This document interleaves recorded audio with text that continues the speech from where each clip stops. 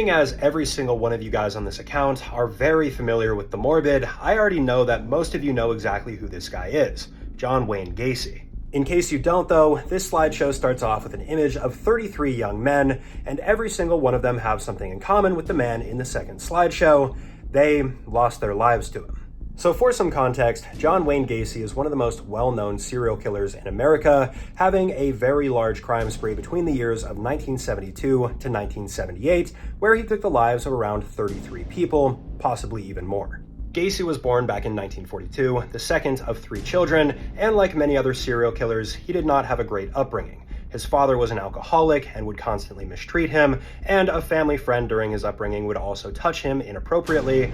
Eventually, this would lead to him snapping and doing some pretty heinous things of his own. Fast forward to the late 1960s, and John Wayne Gacy for the first time would experiment with his fantasies, starting off with a young man by the name of Donald Vorhees Jr., who he would sodomize and would later be caught and convicted for up to 10 years. Behind bars though, John Wayne Gacy was apparently a model prisoner, and over time he was released after just 18 months in the clink, and this would be a pretty large mistake because right after this is when he would start committing even worse actions.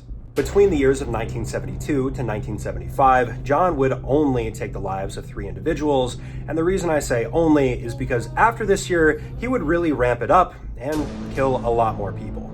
In the year of 1976, things changed because he went through a divorce with his second wife. I'm not really sure what was going through his mind at the time, perhaps he felt more freedom, but from this point on to the year of 1978, he took 30 more boys into his home and took their lives. And Mr. Gacy was just overall an extremely creepy person. His methods would never change. He would always try to lure a young man or boy into his home, where he would then do some pretty horrific things to them before disposing of them and typically burying them in the crawl space below his house. His neighbors would also often complain about the very foul scent that would emanate from his property, but usually he would blame this on blown sewer lines, when in reality, what they were smelling was rotting meat. Eventually though, Gacy's reign of terror would come to an end with a young man by the name of Robert Peast, his final victim.